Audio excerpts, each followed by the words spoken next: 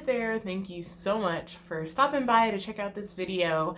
I really just wanted to talk about some of the things that makes teaching really difficult today. I looked all over YouTube in frustration many times, and all I could seem to find were glowing teacher videos talking about how wonderful teaching is, unless they were the I quit teaching videos. That's another story. But I kind of wanted to do something in between. I wanted to speak honestly from the position of a teacher that's currently in the trenches that has not quit yet, about sort of the truth about what teaching is really like, either for those that are considering whether teaching is a good career path, or even for people that are considering whether they should leave the profession. I kind of just want to be a voice for teachers, honestly telling the truth. So I wrote out some of the things that I feel are true about teaching that nobody ever prepared me for and that were honestly kind of shocking for me. So don't mind me if I look down at my paper a few times. All right. So I would say one of the things that makes teaching really hard today is, at least I'm here in America, I feel like our culture doesn't value education the way it used to, and that's going to spill over into a lot of other aspects of what I'm going to talk about today.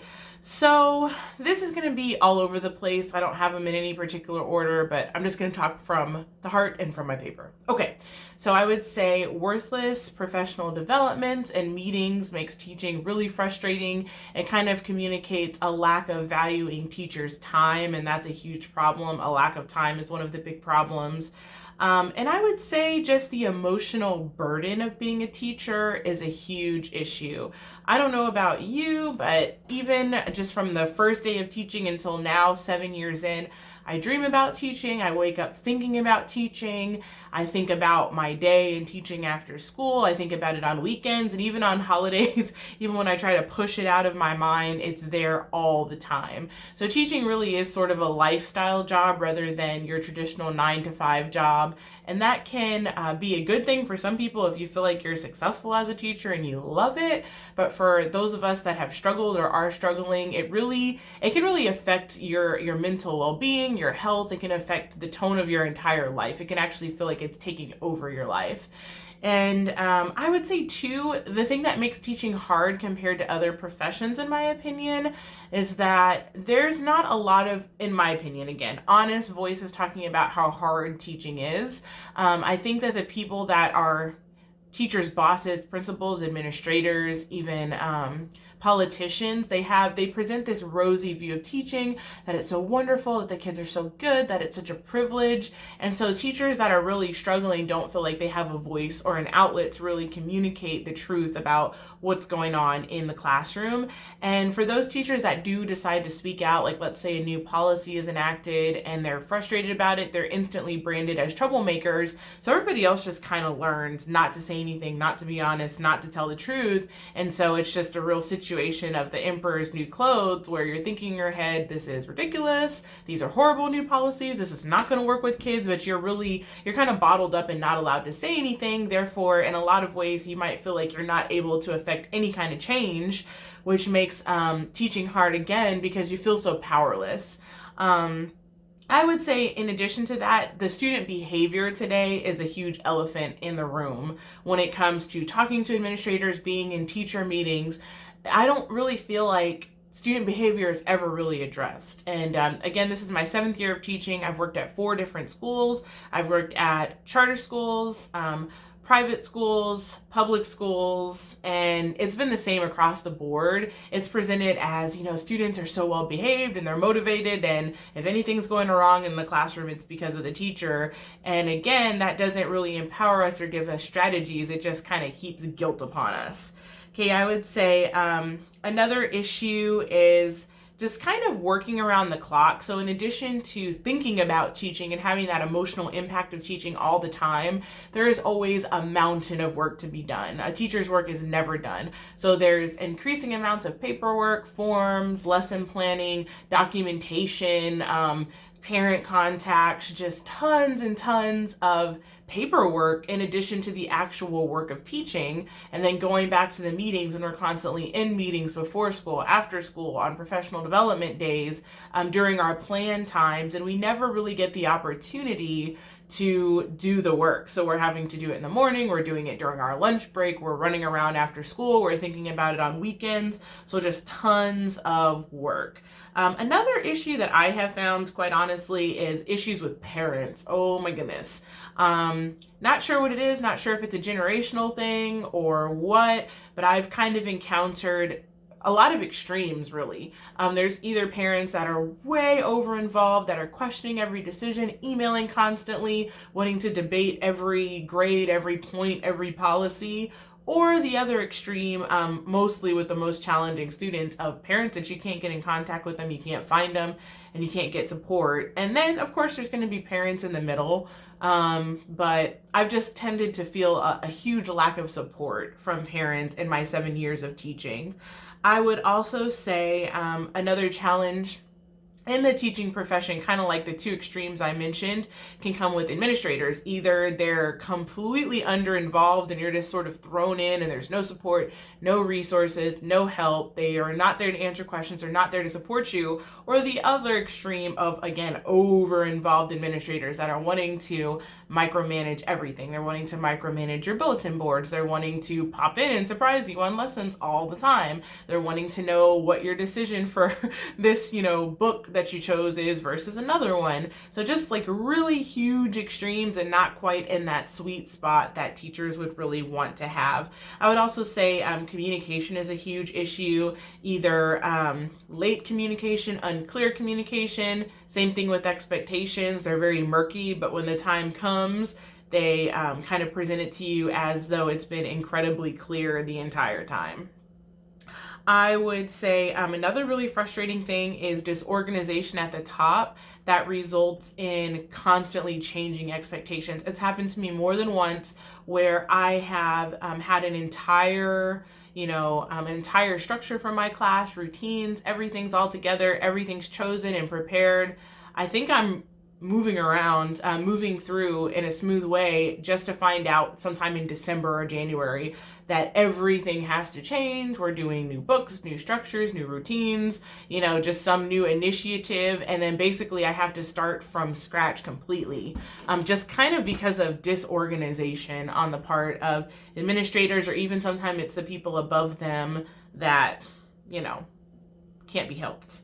Let's see here. I would say there is a huge lack of trust for teachers, and that kind of goes across the board from parents, administrators, even students.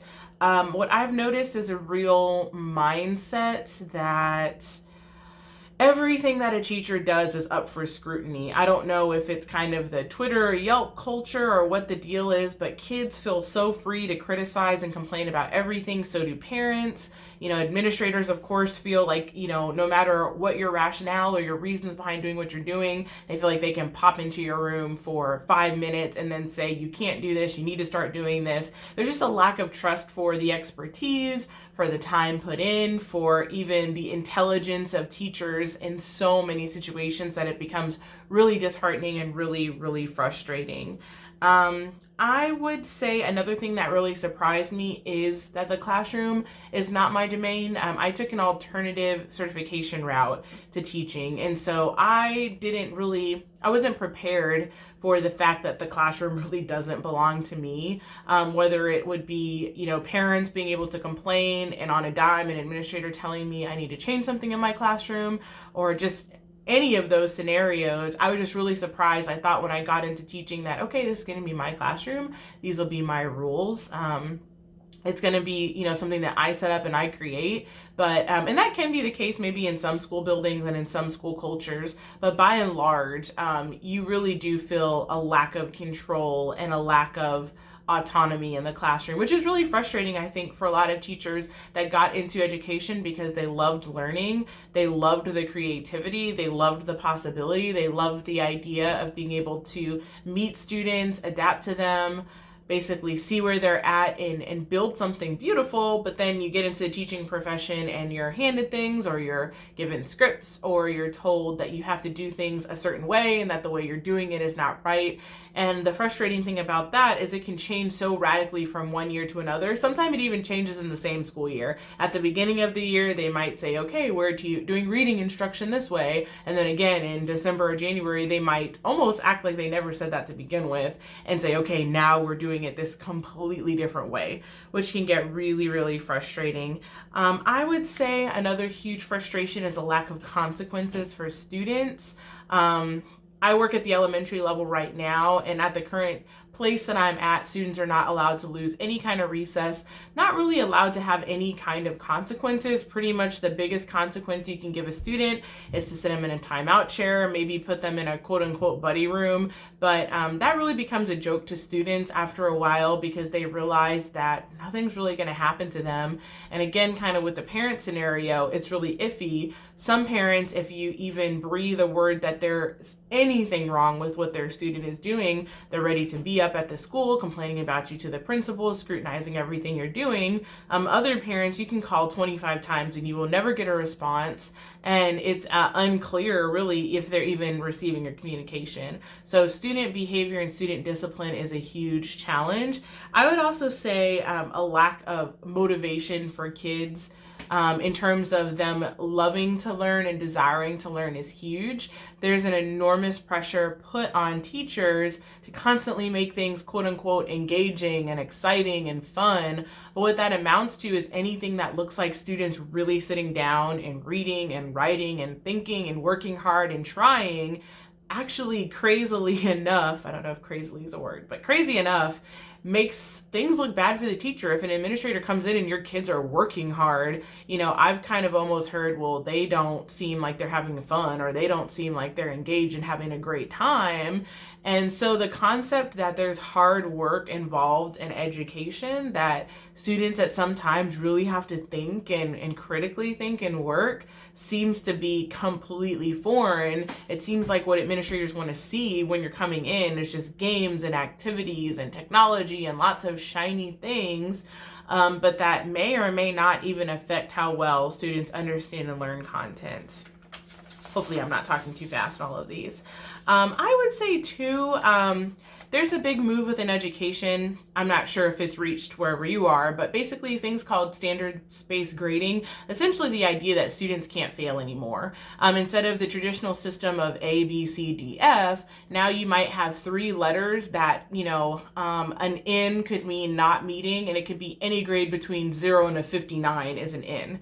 Any grade between like a 60 and a 79 could be a W, that's like working toward expectations, and an M could be anything from an 80 to 100, but really none of those things can result in the failure of the student, and it's all very arbitrary. So, when you and I probably grew up, there was a concept of, oh my goodness, I better study, I don't want to fail this test, I don't want to stay back in the next grade, I don't want to fail. But these days, that kind of doesn't exist, especially in a lot of urban and inner city schools, a lot of charter schools. There's no longer a concept that students can fail something, they just kind of have this arbitrary letter. And so it makes it very difficult to motivate kids. Also, at least in the last 2 school districts that I've worked at, essentially there really aren't regular grades for normal activities. So homework, classwork, all the kind of things that you would do in school projects didn't count at all.